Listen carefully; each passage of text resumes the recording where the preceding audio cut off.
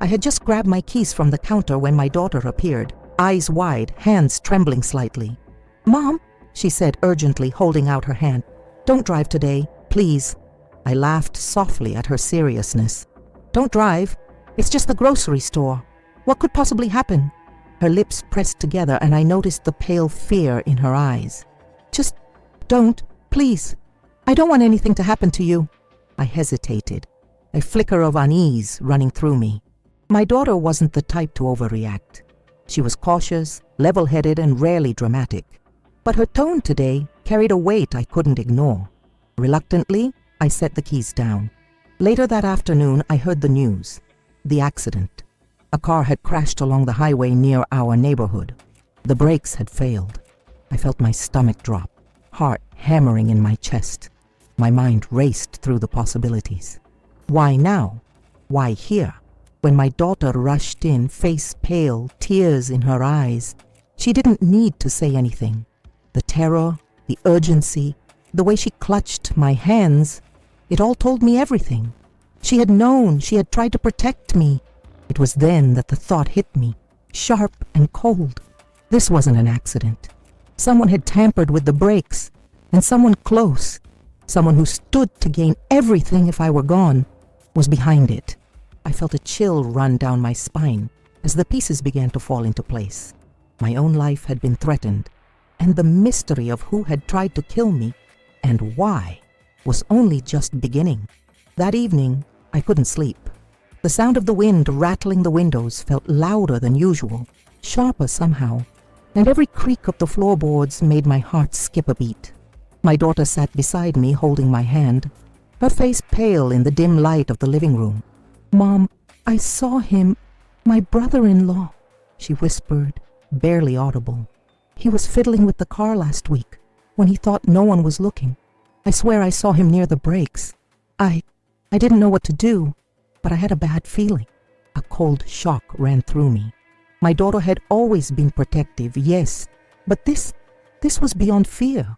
She had sensed real danger, and she had acted, even if it was only by keeping me from driving. The gravity of it pressed down like a stone in my chest.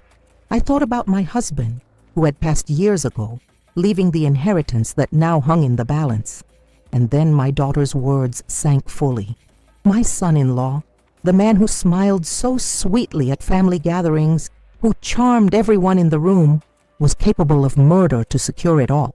I felt a mixture of fury, fear, and resolve building inside me. I wouldn't be a victim. I wouldn't let him win. My daughter knew something, and together we could use that knowledge. But first, I had to confirm it. The next day, I returned to the driveway, inspecting the car carefully, running my hands along the pedals and under the hood. The evidence was subtle, almost imperceptible, but enough. The brake lines had been tampered with. Whoever had done this knew cars, knew how to make it look like an accident. I felt the weight of the danger settle around me like a dark fog. One wrong move, and I could have been dead. But there was another part of me, calm, calculating, ready to turn the tables. I would not only survive this, I would uncover the truth. I would expose him, and I would ensure he paid for even thinking he could take my life to steal what was mine. That night, I and my daughter sat together planning. Phone calls were made quietly. A trusted family friend who happened to be a private investigator was contacted. Cameras, observations, and small traps began to be arranged. Every move had to be precise, every action deliberate. The predator was clever, but we were determined, and now, aware of the threat, we had the advantage of caution. By the time I finally laid my head down, exhaustion tugging at my body, my mind was already racing. I would survive this. I would find him out. And when the moment came, he would not escape justice. The next morning, I felt every nerve in my body taut as a bowstring. The house seemed quieter, almost too quiet, as if it knew the danger had only just begun. My daughter hovered near the kitchen, coffee cup in hand, glancing nervously at the driveway. "He's coming over later," she said softly. "He has no idea we know."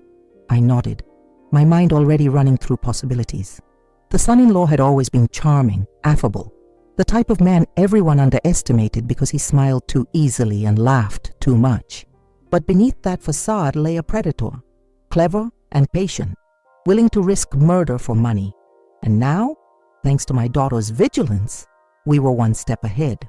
I made sure the house appeared normal, the scent of fresh flowers masking the tension that had settled in the air, cameras discreetly placed in hallways, doors locked from the inside, my daughter's phone silently recording every interaction. Our countermeasures were subtle but thorough. He wouldn't know we were ready. When he arrived, smiling and casual, I kept my composure, greeting him warmly. "Good morning. Glad you could make it." He shook my hand, his eyes gleaming with overconfidence. "Wouldn't miss it," he said smoothly. "I wanted to go over some things about the house and the inheritance." I watched him carefully, noticing the way his fingers flexed slightly, a telltale sign of tension beneath the practiced charm. My daughter lingered nearby, face pale, but her presence alone was a silent warning. We knew. Over coffee, the conversation drifted, seemingly mundane. But every word, every gesture was calculated. I asked questions about finances and family matters, not accusing, but curious. He answered, slipping small truths that I stored carefully in my mind. I could see the cracks forming, subtle but undeniable in his facade. Later, when he left, my daughter exhaled quietly, her relief visible. "He didn't suspect a thing," she whispered. "He still thinks we're blind." I smiled, a quiet, dangerous smile. "Let him think that," I said. "The more he believes we don't know, the easier it will be to catch him." By nightfall, we had begun to piece together a plan. Traps, surveillance, and careful observation of his habits. Every move he made, every interaction he had with friends and family, was now a part of our investigation. The truth was coming into focus. He had tampered with the brakes not just once, but had planned a series of manipulations to secure the inheritance. And now that we were aware, he had no idea the hunter was fully awake. I could feel the tide turning. Fear, for the first time, was on his side, not ours.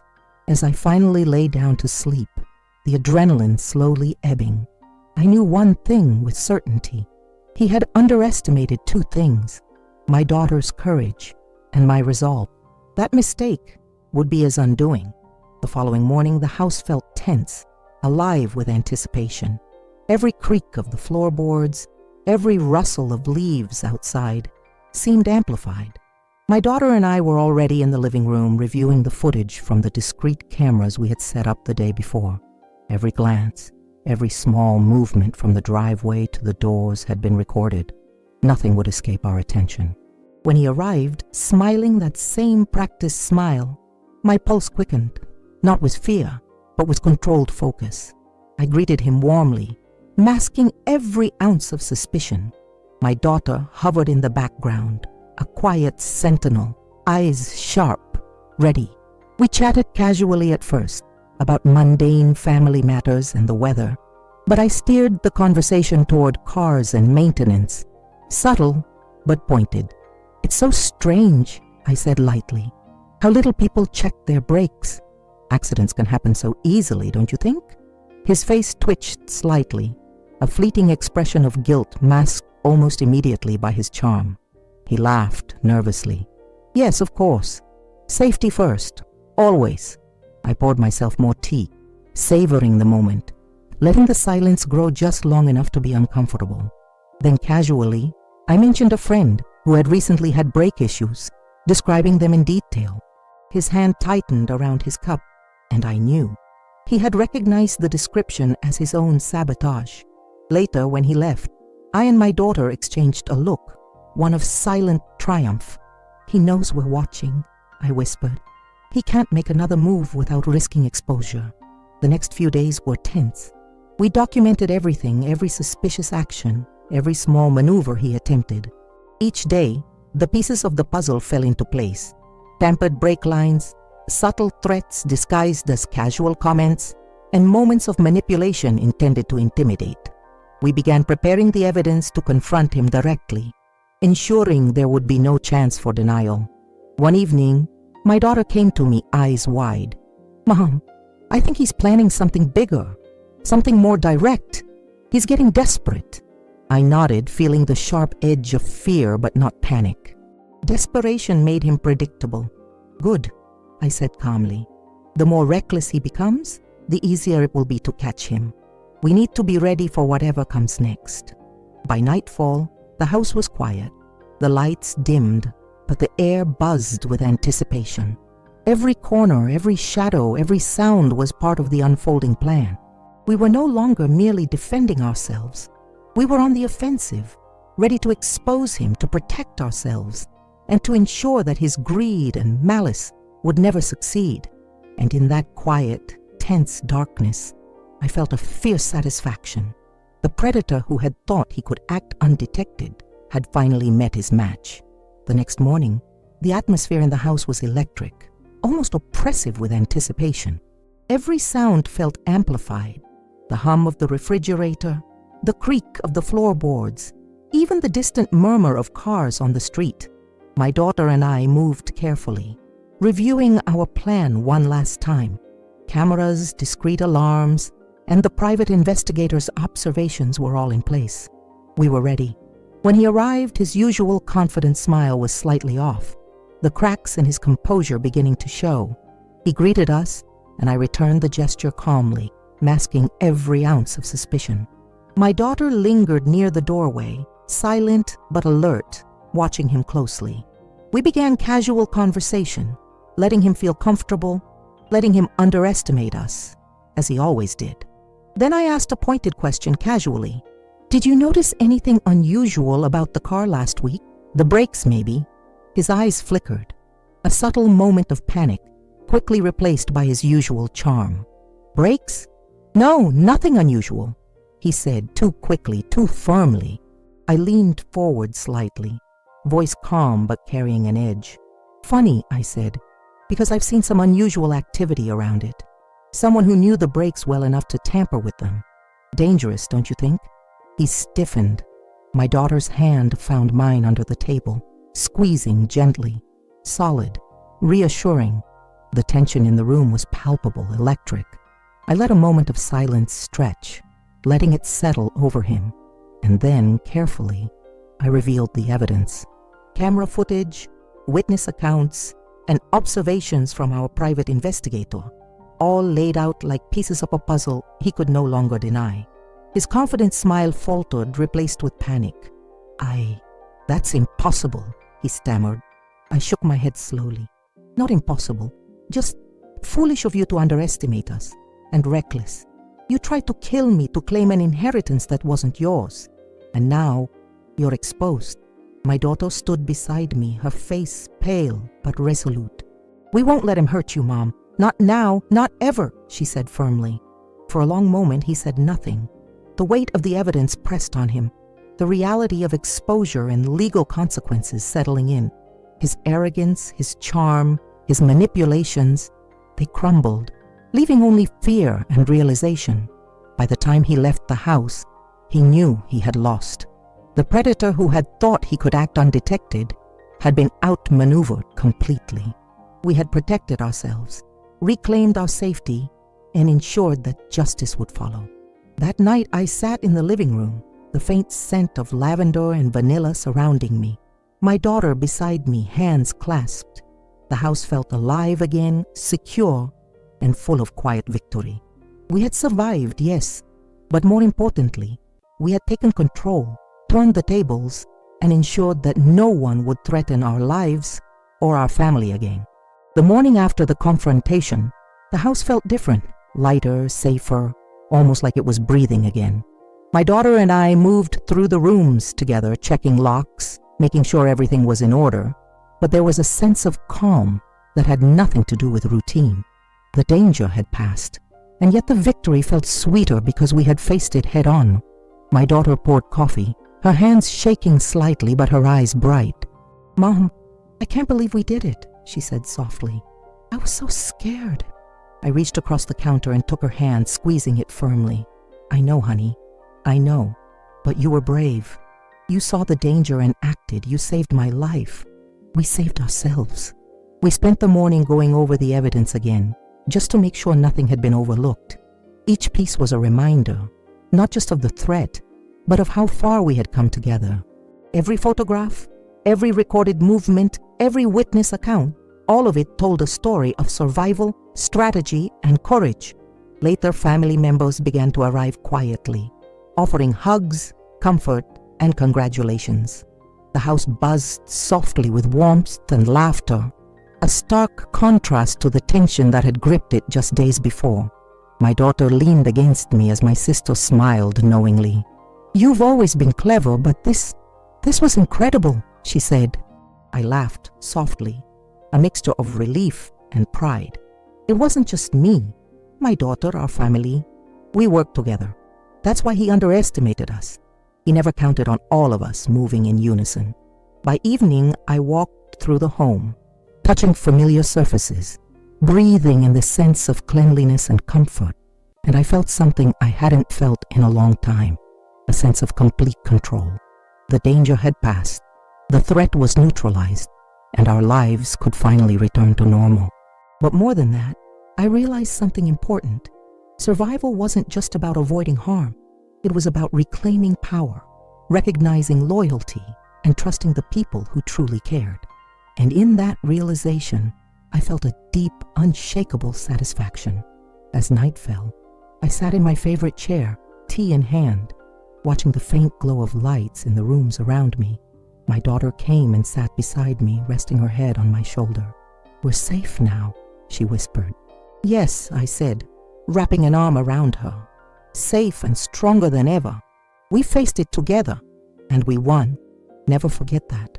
The house was quiet, filled with the warmth of family, and I knew with certainty that the darkness that had threatened us could never return. Not while we were united, vigilant and unbreakable. The morning sun poured through the windows, bathing the house in golden light. Everything felt peaceful, alive, yet calm. I walked through the rooms slowly, taking in the familiar sights and smells: polished wood, the faint scent of lavender from the candles, the soft hum of life returning. For the first time in weeks, the house felt truly safe. My daughter followed behind me, her hand brushing mine as we moved. "It's finally over," she whispered, a mixture of relief and awe in her voice. "Yes," I said softly, "it's over. And not just because the danger is gone, but because we faced it together. We didn't wait for someone else to protect us. We acted, we survived, and we won." Family members began to arrive, quietly at first, and then with laughter and hugs, filling the house with warmth and reassurance. My daughter and I watched as everyone settled in, sharing stories, teasing, and celebrating the quiet triumph that had taken so much courage to achieve. I paused in the living room, feeling the sunlight on my face, the calm energy of my family around me. My daughter's hand found mine again, holding tightly. I realized then that this house wasn't just a home. It was a symbol of resilience, loyalty, and the unbreakable bond between a mother and her child. Later, we sat together on the porch, the air crisp and clean, the neighborhood peaceful. "You know," my daughter said, smiling faintly, "he'll never forget what we did, and he'll never think he can mess with us again." I laughed softly, the sound warm and unburdened. "No, he won't. But it doesn't matter what he thinks anymore. What matters is that we're safe, and we have each other. That's the only thing that counts." The sun set slowly, casting long shadows across the garden, and for the first time in a long while, I felt fully at peace. The threat that had loomed over our lives had been dismantled, not with panic, but with intelligence, courage, and careful planning. As night fell and stars began to twinkle above, I looked around at my family, my home, and my daughter, feeling a deep sense of satisfaction. We had survived the danger, protected each other, and reclaimed not only our safety, but our lives. And in that moment, I knew something powerful. No one would ever underestimate us again. We were strong, vigilant, and unbreakable, and the bond we shared had turned a threat into a triumph that would last a lifetime.